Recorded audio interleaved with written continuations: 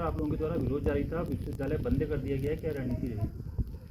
जैसा कि आप जानते ही हैं कि छात्र समुदाय से डरकर, युवा तरुणाई से डरकर, युवाओं के जोश से डरकर विश्वविद्यालय प्रशासन द्वारा प्रत्येक विश्वविद्यालय में यूनिवर्सिटी को बंद करवा दिया गया, जबकि छुट्टियां 2-3 दिन बाद होनी थी, लेकिन उसे अभी से कर दिया गया। और उसके बाद हम लोग देखते हैं कि यूनिवर्सिटी में जब स्टूडेंट ही नहीं है,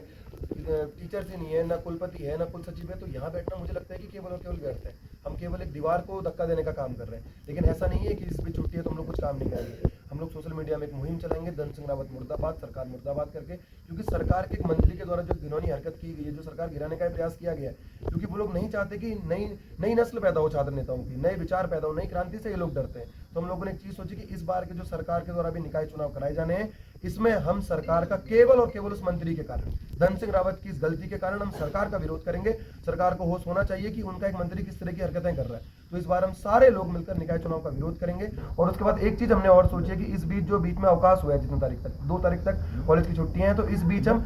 कोई भी किसी पार्टी से हो सकता है, हम सभी की विचारधाराएं अलग हैं, वो तो बहुत अच्छी बात है कि हम लोग एकजुट होकर, एकमत होकर यहाँ पर इकट्ठा हुए। हम लोग जिस भी पार्टी से संबंधित है वहाँ के जिलाध्यक्ष से मिलेंगे, उनके विधायकों से मिलेंगे, और उनसे मिलकर हम एक पत्र मुख्यमंत्री जी को भिजवाएंगे कि आपकी सरकार के एक निकम्मे मंत्री ने सरकार को गिराने का जो प्रयास किया है, धन सिंह रावत जी ने शिक्षा को, ये छात्र नेताओं को कुचलने का जो प्रयास किया है, इसके खिलाफ छात्र समुदाय उग्र हो चुका है और हम उनको दिखा देंगे कि युवा तरुणाई क्या होती है।